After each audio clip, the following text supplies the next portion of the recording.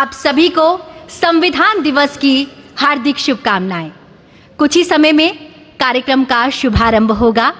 तब तक मैं आप सभी को एक जानकारी देना चाहती हूं।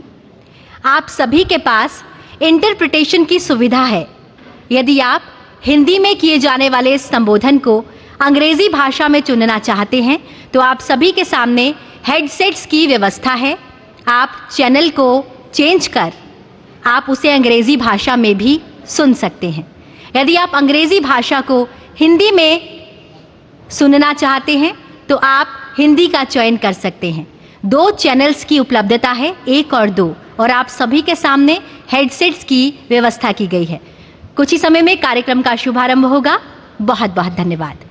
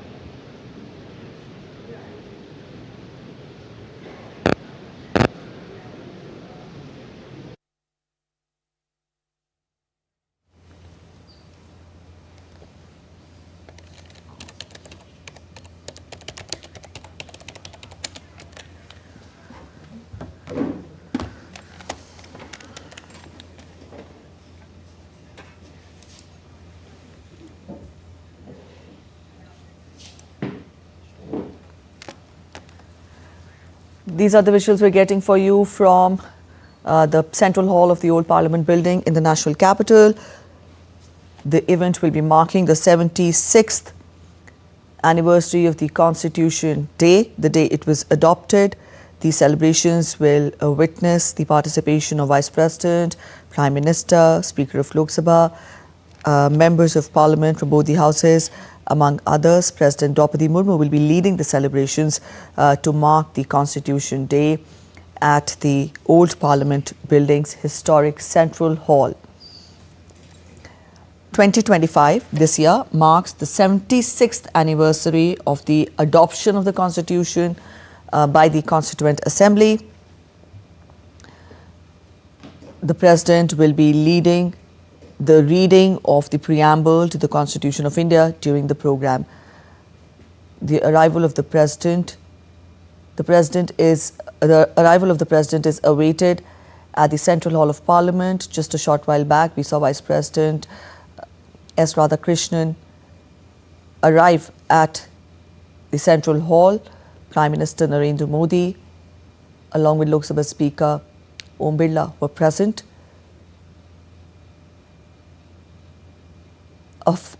We witnessed a full house at the Central Hall of Parliament, all gathered there to mark the celebrations of the 76th anniversary of the Constitution Day. President Draupadi Murmu will be reading the preamble to the Constitution of India during the program. Also, as we told you, translated version of Constitution of India will be released in 9 languages, including Malayalam, Marathi, Nepali, Punjabi, Bodo, Kashmiri, Telugu, Odia and Assamese.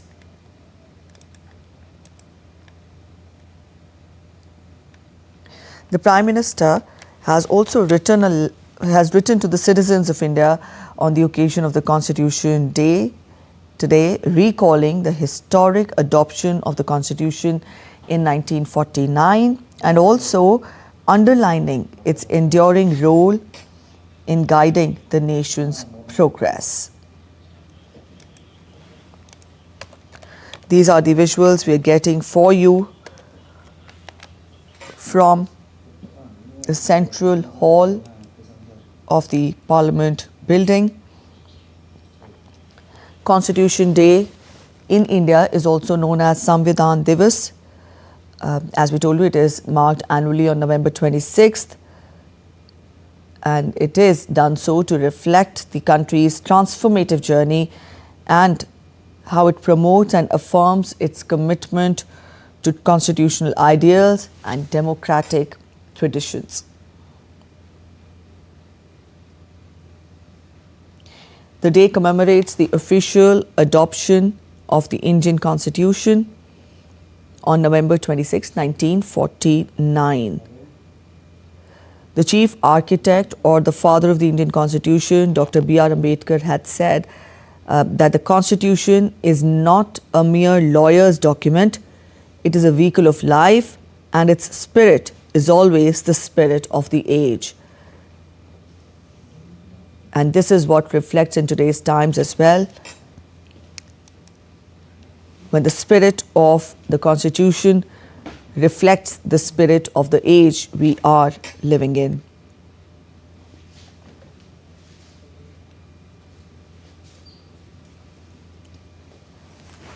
The Constitution Day commemorates the adoption of the Indian Constitution by the Constituent Assembly. The last session of this assembly ended on November 26, 1949. And 2 months later, on January 26th, 1950, the Constitution came into effect after being signed by 284 members.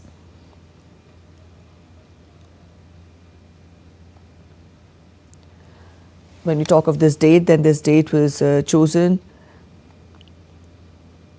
and January 26th is celebrated as the Republic Day in India. And as we speak, here we see the arrival of President of India, Draupadi Murmu, at the Central Hall of Parliament. She will be leading this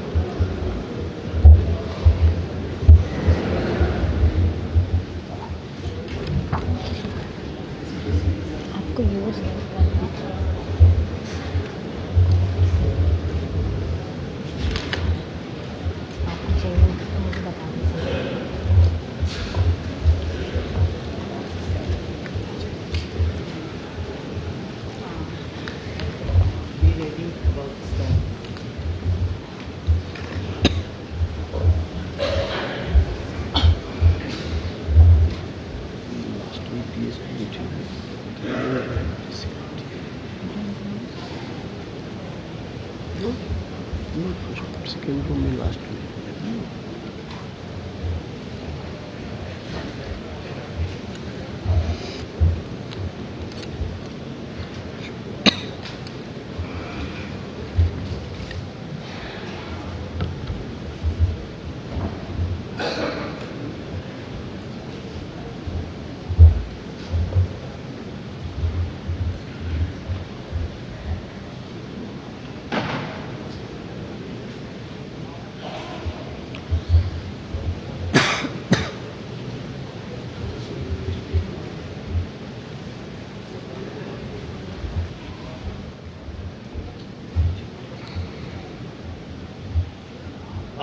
माननीय सभासदों, महामहिम राष्ट्रपति जी,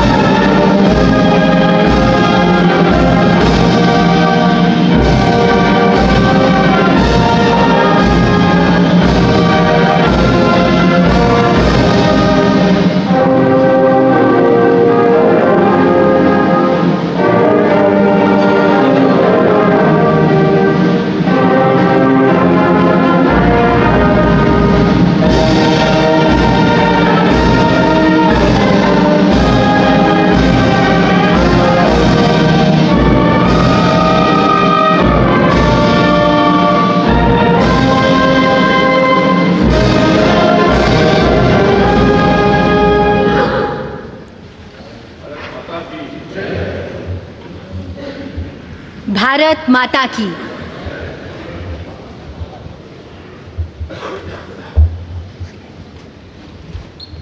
छब्बीस नवंबर 1949 ईस्वी मिति मार्गशीर्ष शुक्ल सप्तमी संवत 2006 विक्रमी को एतत् द्वारा संविधान को अंगीकृत, अधिनियमित और आत्मार्पित किया गया। हमारा संविधान हमारा स्वाभिमान, और ये हम सभी के लिए बड़े हर्ष और गर्व की बात है कि इस वर्ष देश संविधान को अंगीकार किए जाने की 76वीं वर्षगांठ मना रहा है।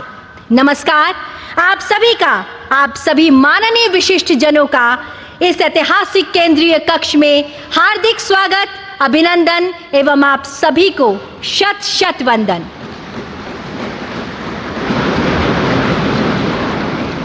इस कार्यक्रम का शुभारंभ करने हेतु मेरा सादर अनुरोध माननीय लोकसभा अध्यक्ष श्री ओम बिरला जी से कि आप मान्यवर कृपया स्वागत संबोधन प्रस्तुत करने की कृपा करें। संविधान दिवस के पावन अवसर पर सभी देशवासियों को हार्दिक बधाई, शुभकामनाएं। इस पावन अवसर पर आज हम भारत की संविधान सभा के अध्यक्ष डॉक्टर राजेंद्र प्रसाद जी, हमारे संविधान के शिल्पकार बाबा साहब डॉक्टर भीमराव अंबेडकर जी एवं संविधान सभा के सभी मान्य सदस्यों का आदरपूर्वक नमन करते हैं। उनके अद्भुत ज्ञान, विवेक, दूरदृष्टि और अथक परिश्रम से ही ऐसा महान संविधान मिला जो में न्याय, समानता, बंधुत्व और हर नागरिक के सम्मान और गरिमा की गारंटी देता है। इस अवसर पर पधारे हमारे माननीय राष्ट्रपति महोदय जी, माननीय उपराष्ट्रपति जी, माननीय प्रधानमंत्री जी, राज्यसभा में सदन के नेता, माननीय संसदीय कार्य मंत्री, राज्यसभा में सदन के प्रतिपक्ष नेता, लोकसभा में नेता प्रतिपक्ष, राज्यसभा के उपसभापति, माननीय मंत्रीगण, सभी दल के नेतागण, माननीय सदस्यगण, अतिथियों, आप सभी का इस ऐतिहासिक संविधान सदन में हार्दिक स्वागत, अभिनंदन। संविधान सभा का ये केंद्रीय कक्ष वो पवित्र स्थान है जहां गहन चर्चा, संवाद एवं विचार मंथन के बाद हमारे संविधान को आकार दिया गया। जनता की आकांक्षाओं को संवैधानिक प्रावधानों में लिपिबद्ध किया गया। संविधान के मार्गदर्शन में पिछले 7 दशक से अधिक के कालखंड में हमने नीतियों और कानून बनाए और सामाजिक न्याय और समावेशी विकास के लक्ष्य प्राप्त किए। हमने अपने संविधान के मार्गदर्शन में हमने सुशासन और सामाजिक आर्थिक विकास की एक परिवर्तनकारी यात्रा तय की है। भारत विश्व का सबसे जीवंत और सफल लोकतंत्र माना जाता है। हमारा संविधान का गौरव है और हमारे संविधान की प्रस्तावना में लिखित शब्द हम भारत के लोग, हमारी सामूहिक शक्ति, राष्ट्रीय एकता और जन कल्याण के लक्ष्य की सशक्त अभिव्यक्ति है। आज हम सभी का सामूहिक लक्ष्य है वर्ष 2047 तक भारत को विकसित राष्ट्र बनाने का, और ये लक्ष्य तभी पूर्ण होगा जब हम अपने जीवन में संविधान के मूल्यों और आदर्शों को अपनाएंगे। आइए आज इस पावन दिवस पर हम अपने इस संकल्प को दृढ़ करें कि संविधान के मूल्यों एवं आदर्शों को आत्मसात करेंगे और हमारा निर्णय राष्ट्रहित को सर्वोपरि होगा। अपने कर्तव्यों और दायित्वों को निभाते हुए आने वाली पीढ़ियों के लिए हम एक ऐसे भारत का निर्माण करेंगे जो विकास, न्याय, एकता, बंधुता और मानवीय गरिमा की मिसाल हो। और इसी भावना के साथ मैं सभी उपस्थित अतिथियों का धन्यवाद व्यक्त करता हूं। जय हिंद। बहुत बहुत धन्यवाद मान्यवर। And now I request honourable vice president of India and chairman Rajya Sabha Shri CP Radhakrishnan ji to kindly address the distinguished gathering. தாயின் அன்பாய், தந்தையின் அறிவாய், குருவின் ஒளியாய், தாயாய், தந்தையாய், குருவாய், தெய்வமாய் நாம் அனுதினமும் வழிபடுகின்ற புனித பாரத அன்னையின் பொற்பாதங்களை முதற்கண் பணிந்து வணங்கி, I touch and salute the holy feet of Bharat Mata, the most powerful and the most merciful. Honorable President of India, Srimati Draupadi Murmu ji, Honorable Prime Minister of India, Shriman Narendra Modi ji, Honorable Speaker Lok Sabha, Shriman Om Birla ji, Honorable Union Ministers, Honorable Leaders of the Opposition of both Houses, Honorable Deputy Chairman Rajya Sabha, distinguished members of Parliament, Bhai Begno, sabko namaskar. On this great day in 1949, our holy constitution was adopted by the Constituent Assembly of Independent Bharat. I extend my warm greetings to all my beloved Bharat Vasis.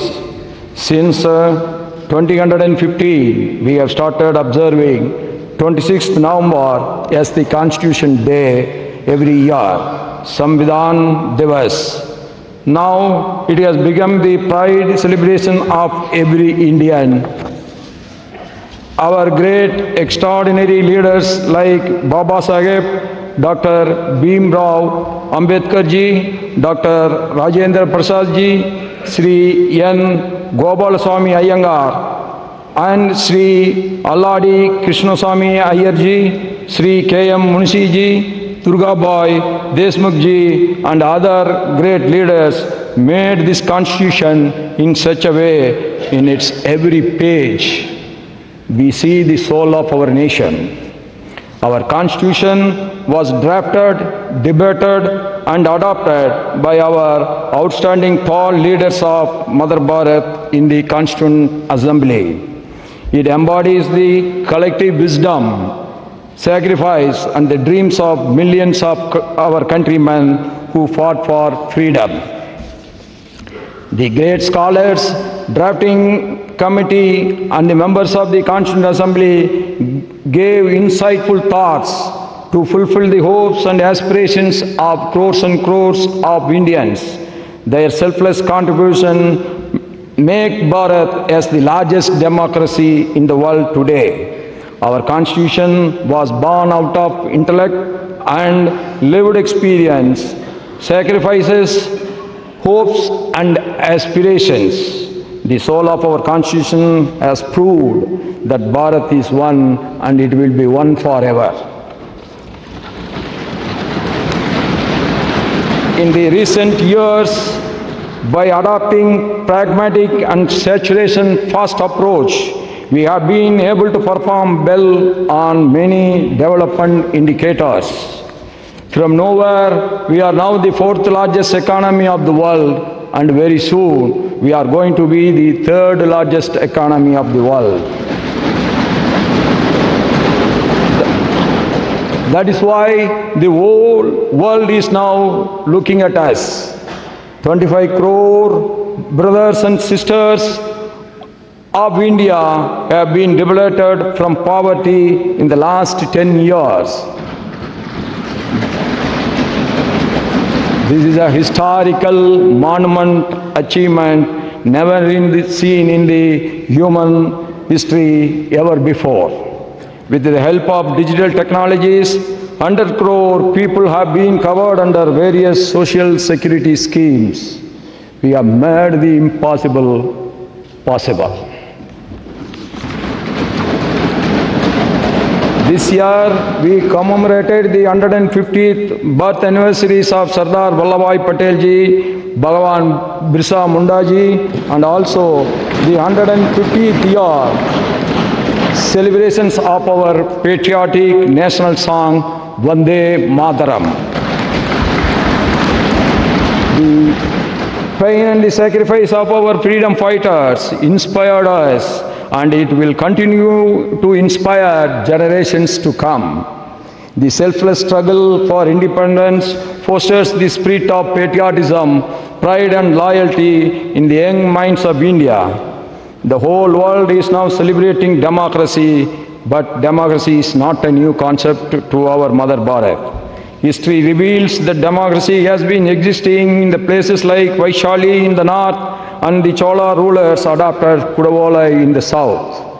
That makes us proud to call Bharat as the mother of democracy.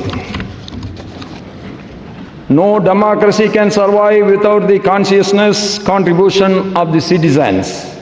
In our Mother Bharat, every citizen, whether he or she, rich or poor, always contribute to strengthen the democracy. During the elections held in Jammu and Kashmir in 2024, after abrogation of Article 370, the voter turnout in large number make the world to understand our faith in democracy again.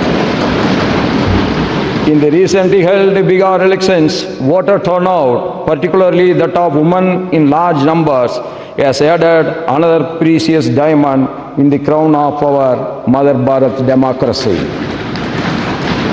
The contributions made by the women members of the Constituent Assembly was uncomparable. On behalf of all of us, I pay our tributes to the great contributions of the women leaders in the Constituent Assembly. I quote the famous speech of our great woman leader in the Constituent Assembly, Kansa Mehta ji.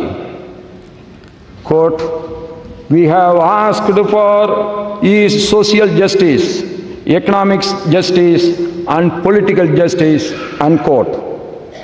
The Nari Shakti Vandan Adhiniyam enacted in 2023 is a befitting tribute to the contributions of the women members of the Constituent Assembly and the women of our motherland.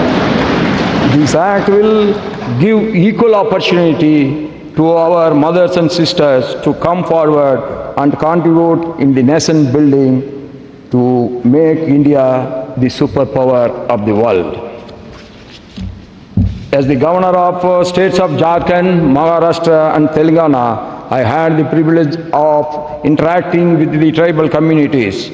No one can forget the significant role and sacrifice of the tribal community and our tribal leaders in the freedom movement, yes, also in the Constituent Assembly. It is a matter of pride that since 2021, we have started to commemorate the Janjadiya Gaurav Divas, to remember the great sacrifice and recognize their struggles of our tribal leaders and community in the movement to liberate India from the colonial rule. Our Constitution reflects our strong commitments towards social justice and economic empowerment of scheduled caste, scheduled tribe, backward classes, and the other weaker sections of the society. We all are proud of our Constitution. Yes, it carries the inclusive spirit. The ideals of justice, liberty, equality, and fraternity in the preamble ensure that every citizen, regardless of caste, creed, gender, language, region, or religion, has the rightful place in Bharat. The members of the Constituent Assembly debated and discussed over a period of 2 years, 11 months, and 17 days with one common goal: to create a landmark constitution for our motherland. In the same spirit of our constitution makers, we all should now work together towards the goal of Viksit Bharat during this Amrit Kal. In the globally changing economic and socio-political scenario, we all must be ready for reforms in many spheres. Electoral reforms, social reforms, judicial reforms, and financial reforms are very, very important. One nation, one tax, GST has added to the prosperity of the people and also ease of doing business. One nation, one tax, GST paved the way for removing complicated multi-tax system and also in removing the checkposts all over the country overnight. This proved that the government had a lot of faith in common man. Similarly, our Jandan Aadhaar mobile JAM have added to ease of living for crores of our Indian citizens. Direct benefit transfer, DBT, has ensured that the benefits reach the last citizen living in the remote corner of the country directly. No one is in between the government and the beneficiary. We all must use this modern science and technology with a constructive mind to achieve the ambitious goal of Viksit Bharat. No country can be made great just like that without the contribution of the people. We all have to perform our respective roles with duty consciousness. As people's representatives, it is our prime duty, be in the parliament or in the state legislators or in the local bodies, to adopt dialogue, debate and discussion to serve the people's rightful aspirations. The greatest tribute to our magnificent Constitution on this day is to pledge ourselves to live up to the values of the Constitution. Jai Hind, long live Mother Bharat.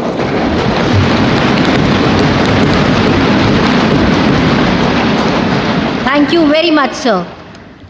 आज का ये ऐतिहासिक दिन हमारे संविधान को समर्पित है। संविधान की स्वीकृति की 76वीं वर्षगांठ के शुभ अवसर पर हम मलयालम, मराठी, नेपाली, पंजाबी, बोडो, कश्मीरी, तेलुगु, उड़िया और असमिया इन 9 भाषाओं में भारत के संविधान के विमोचन के आज साक्षी होंगे। जी हाँ, इनमें बोडो और कश्मीरी का पहली बार संविधान में संस्करण होने जा रहा है और अन्य भाषाओं में कॉन्स्टिट्यूशन का अपडेटेड संस्करण शामिल है, जिसमें पंजाबी का संस्करण 50 साल के बाद हो रहा है।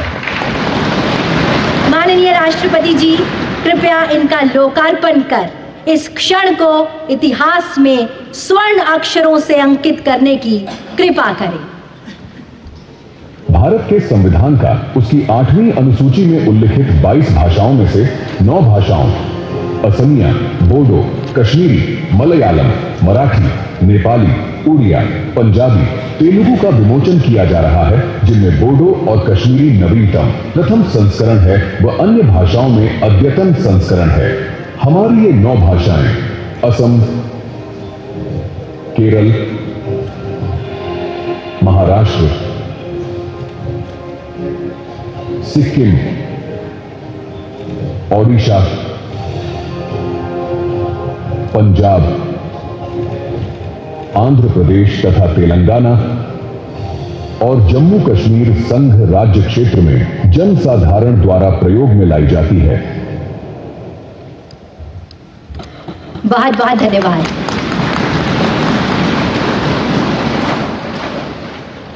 संविधान में अंकित चित्रों से भारत का अंतर्मन झांकता है।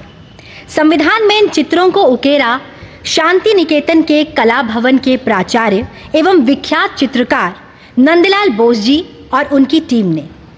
इन्हीं की सुंदर झलक है पुस्तक भारतीय संविधान में कला और कैलीग्राफी।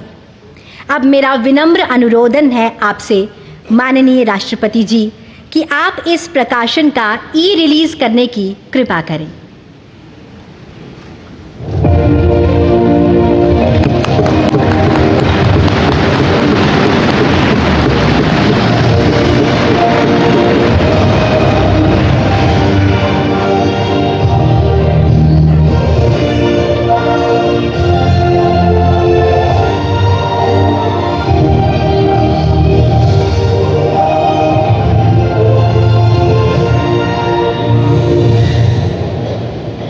बहुत बहुत धन्यवाद। अब माननीय राष्ट्रपति जी, आपसे विनम्र अनुरोध है कि आप अपने ज्ञानवर्धक शब्दों से हम सभी का मार्ग प्रशस्त करने की कृपा करें।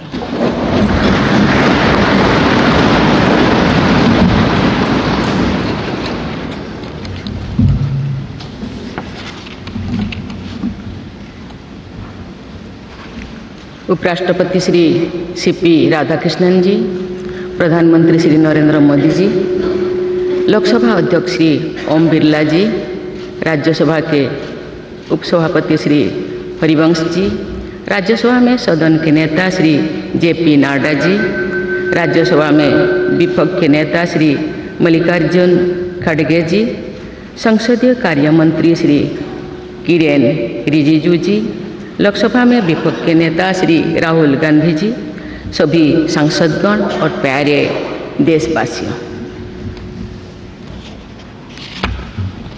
संविधान दिवस के ऐतिहासिक अवसर पर आप सबके बीच आकर मुझे हार्दिक प्रसन्नता हो रही है।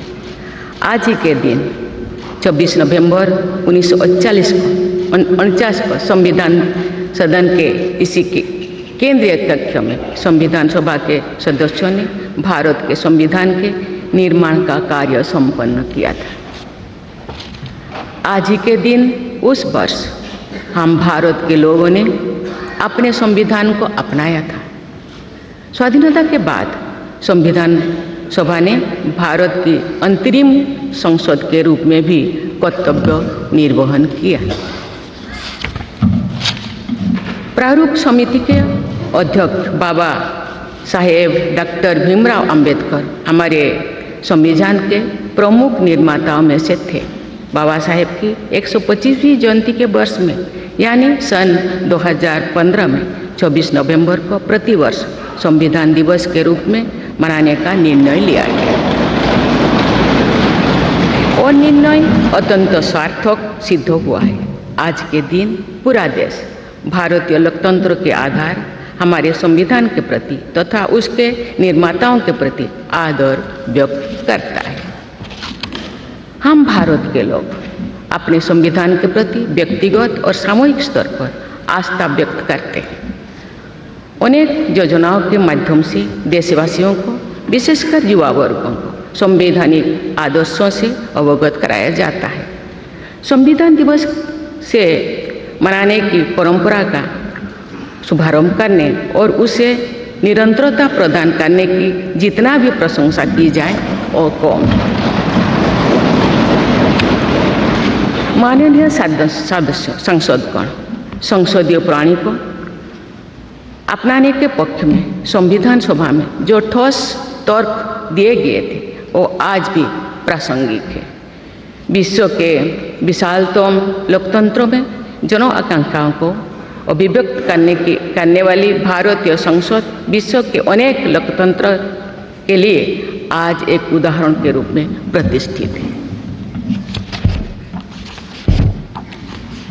हमारे संविधान निर्माता चाहते थे कि संविधान के माध्यम से हमारा सामूहिक और व्यक्तिगत स्वाभिमान सुनिश्चित रहे।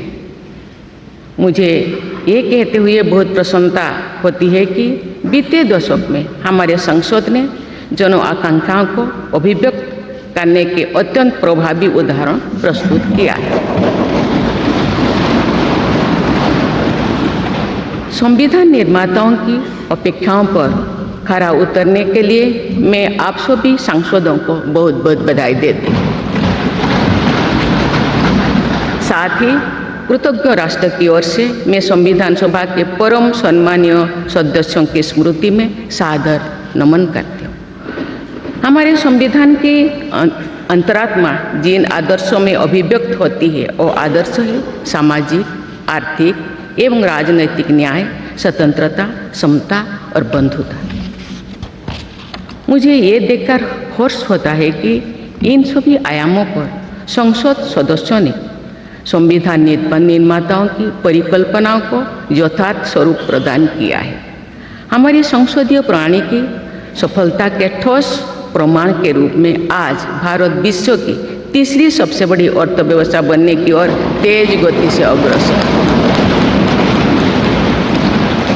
भारत में लगभग 25 करोड़ लोगों के गरीबी की सीमा रेखा से बाहर आने से आर्थिक न्याय के पैमाने पर विश्व की सबसे बड़ी सफलता अर्जित है। हमारे संविधान में सामाजिक न्याय को प्रमुखता दी गई है। सामाजिक न्याय के आदर्शों के अनुरूप समावेशी विकास के प्रयास किए जा रहे हैं।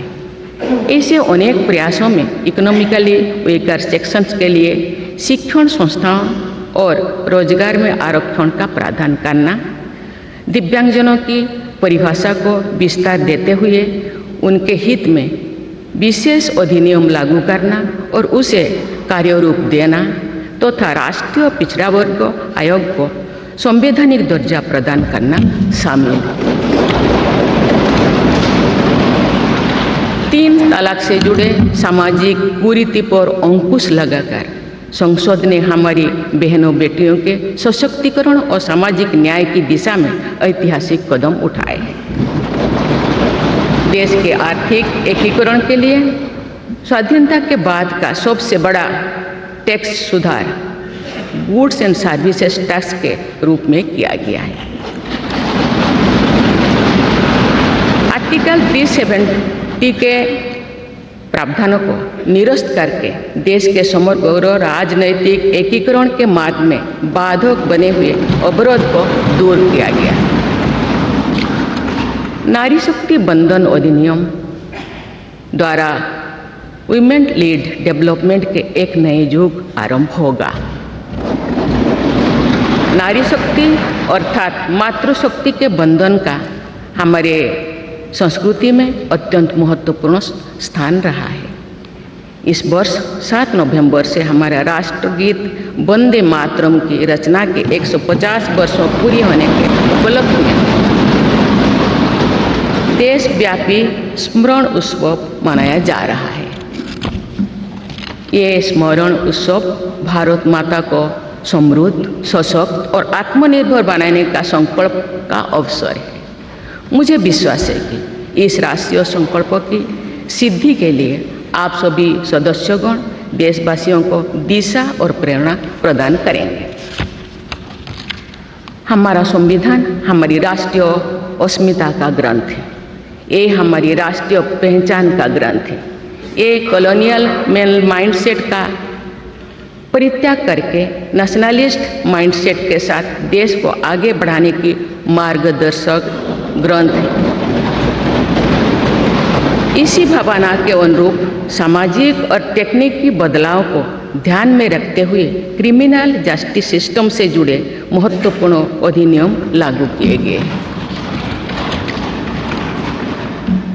दंड के स्थान पर न्याय की भावना पर आधारित भारतीय न्याय संहिता, भारतीय नागरिक सुरक्षा संहिता और भारतीय साक्ष्य अधिनियम को लागू किया गया है। ऐसे अनेक प्रगतिशील वैधानिक को सार्थक विमर्श के बाद पारित करने के लिए मैं संसद सदस्यों की मुक्त कंठ से सराहना करती हूँ। संविधान संशोधन के प्रावधानों के महत्व पर चर्चा करते हुए इस बात को रेखांकित किया गया था कि संविधान में ही ऐसी व्यवस्था होनी चाहिए जिसके बल पर भावी पीढ़ियां आवश्यक अनुसार समयानुकूल संशोधन कर सकें। इस प्रकार संविधान निर्माताओं ने हमारे संविधान को गतिशीलता और जीवंतता प्रदान की है।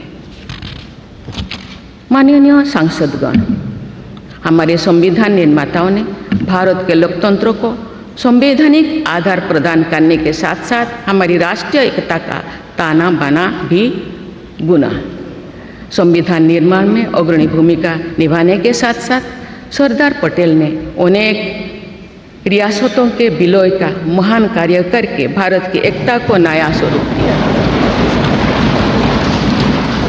इस वर्ष सरदार पटेल की 150वीं जयंती देशवासियों ने मनाई।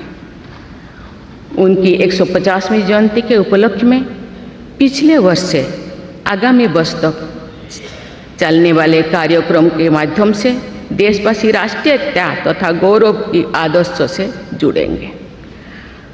हमारी संसद हमारे राष्ट्र का प्रतिबिंब है।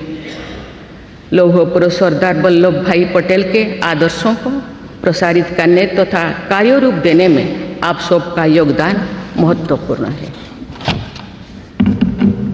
जौन अभिव्यक्ति को परिलक्षित करने वाली हमारे संसदीय प्रणाली विभिन्न आयामों पर और अधिक मजबूत होती गई है। वयस्क मताधिकार का प्रावधान करके हमारे संविधान द्वारा जनता के विवेक पर जो आस्था व्यक्त की गई है उसकी सफलता की विश्व के अन्य अनेक देशों में सराहना की जाती है। पिछले कुछ वर्षों के दौरान महिला मतदाताओं द्वारा बढ़ चढ़कर मतदान करना हमारी लोकतांत्रिक चेतना को विशेष सामाजिक अभिव्यक्ति देता है। महिला, युवा, गरीब, किसान, अनुसूचित जाति और जनजाति समुदाय के हमारे देशवासी, मिडिल क्लास तथा न्यू मिडिल क्लास के लोग हमारी लोकतांत्रिक प्रणाली को पंचायत से संसद तक मजबूती से दे रहे हैं। हमारी समावेशी लोकतंत्र में जन जन की भागीदारी को प्रोत्साहित किया जा रहा है। धरती आबा भगवान बिरसा मुंडा की जयंती के दिन जनजातीय गौरव दिवस मनाने की परंपरा शुरू की गई है और उसे बहुआयामी विस्तार दिया जा रहा है। भगवान बिरसा मुंडा की 150वीं जयंती से जुड़े समारोह देश भर में वर्षों पर्यंत आयोजित हुई। विरासत और विकास को जोड़ने वाली जनजातीय परंपराओं का संरक्षण और संवर्धन किया जा रहा है। संवैधानिक आदर्शों में निहित सर्वसमावेशी दृष्टि हमारी शासन व्यवस्था को दिशा प्रदान करती है। हमारे संविधान में निहित नीति निर्देशक तत्व हमारी शासन व्यवस्था के लिए मार्गदर्शन प्रदान करते हैं। संविधान सभा के अध्यक्ष डॉक्टर राजेंद्र प्रसाद ने कहा था कि जो स्वाधीनता हमने प्राप्त की है उसकी रक्षा करना और उसको बनाए रखना तथा जनसाधारण के लिए उसको उपयोगी बनाना उन पर निर्भर करता है जो इस संविधान का क्रियान्वयन करेंगे। ये प्रसन्नता का बात है कि हमारी संसद ने डॉक्टर राजेंद्र प्रसाद जी के अपेक्षा के अनुरूप राष्ट्रहित में कार्य किया है तथा जन सामान्यों के जीवन को बेहतर बनाने के लिए निरंतर प्रयास किए। अंत्योदय की इसी दृष्टि के साथ आधुनिक विकास का समन्वय करके भारत विश्व समुदाय के सम्मुख विकास का एक नया मॉडल प्रस्तुत कर रहा है। विश्व स्तरीय इंफ्रास्ट्रक्चर के विकास से लेकर जन कल्याण की सुविधाओं को 100% लाभार्थियों तक पहुंचाने के प्रयास हमारी राष्ट्रीय प्रगति को अतुलनीय विस्तार देते हैं। संवैधानिक व्यवस्था के अनुसार आगे बढ़ते हुए हमारे देश की कार्यपालिका, विधायिका और न्यायपालिका ने देश के विकास और देशवासियों के जीवन को संबल प्रदान किया है। संसद के दोनों सदनों के सदस्यों ने हमारे देश को आगे बढ़ाने के साथ साथ गहन राजनीतिक चिंतन की स्वस्थ परंपरा विकसित की है। आने वाली कालखंड में जो विभिन्न लोकतंत्रों और संविधानों का तुलनात्मक अध्ययन किया जाएगा तो भारतीय लोकतंत्र और संविधान का विवरण स्वर्णाक्षर में किया जाएगा।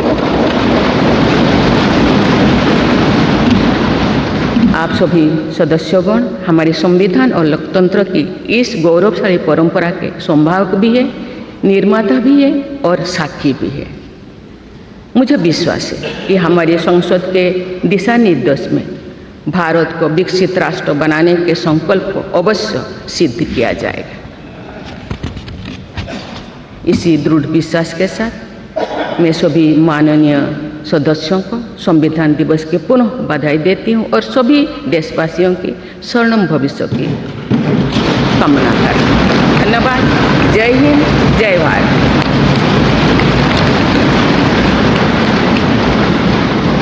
बहुत बहुत धन्यवाद माननीय राष्ट्रपति जी। और अब आपसे विनम्र अनुरोध है कि आज के इस विशेष अवसर पर आप पूरे राष्ट्र के साथ उद्घोषिका का वाचन करें। Now we all will read the preamble led by honourable president ma'am.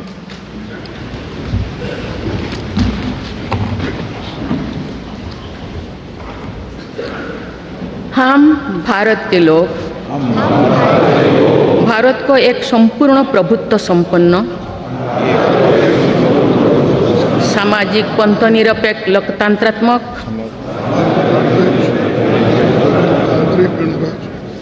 गणराज्य बनाने के लिए तथा उसके समस्त नागरिकों को सामाजिक, आर्थिक और राजनैतिक न्याय, विचार, अभिव्यक्ति, विश्वास, धर्म और उपासना की स्वतंत्रता, प्रतिष्ठा और अवसर की समता प्राप्त कराने के लिए तथा उन सब में व्यक्ति की गरिमा और राष्ट्र की एकता और अखंडता सुनिश्चित करने वाली बंधुता बढ़ाने के लिए दृढ़ संकल्प होकर अपनी इस संविधान सभा में आज तारीख 26 नवंबर 1949 ईस्वी को एतद् द्वारा इस संविधान को अंगीकृत, अधिनियमित और आत्मार्पित करते हैं।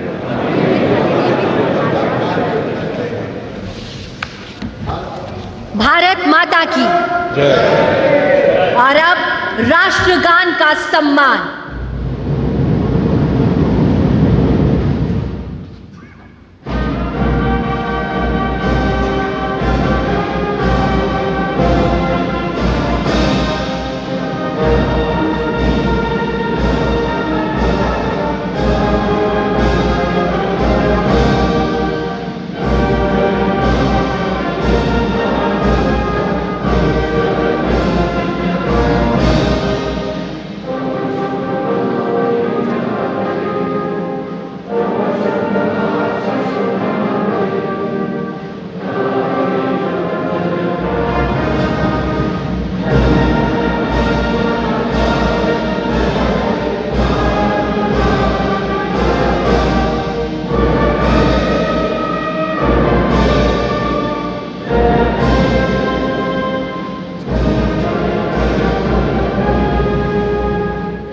भारत माता की जय।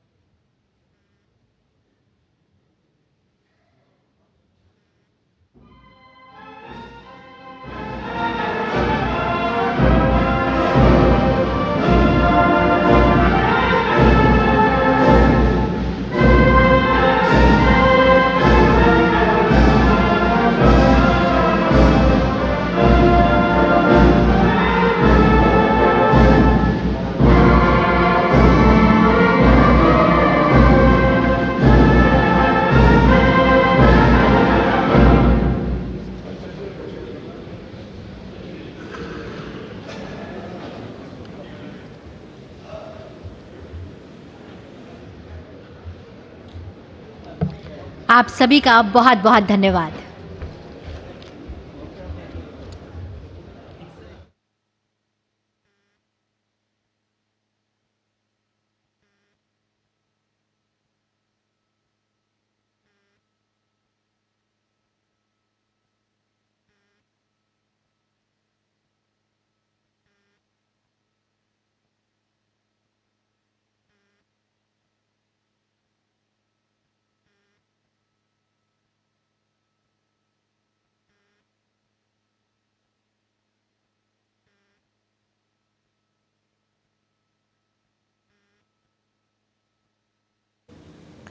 These are the visuals we're getting for you from the national capital, the central hall of the Parliament building, the old Parliament building, where President Draupadi Murmu led the celebrations of the 76th Constitution Day. At present, we see President Draupadi Murmu departing from the central hall of Parliament after the celebrations of the 76th anniversary of the Constitution Day. This is an important day for the country, as put forth by the President when she addressed the gathering at the Parliament Hall, at the Central Hall of Parliament. She said the Constitution apprises the citizens with their duties and rights.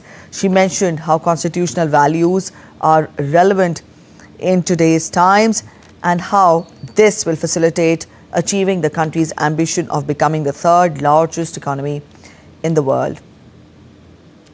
She also mentioned how the Constitution has also ensured equal rights for women to ensure their upliftment. This is also evident through the women-led development in the country. Here we see President Draupadi Murmu departing from the Central Hall of the old Parliament building after she led the celebrations of the 76th anniversary of the Constitution Day in the country. The Constitution Day is also known as the Samvidhan Divas, and it marks the day when the Constitution was adopted by the Constituent Assembly in its last session that ended on 26th of November 1949. And 2 months later, on 26th of January 1950, the Constitution came into effect, and that day is known as the Republic Day.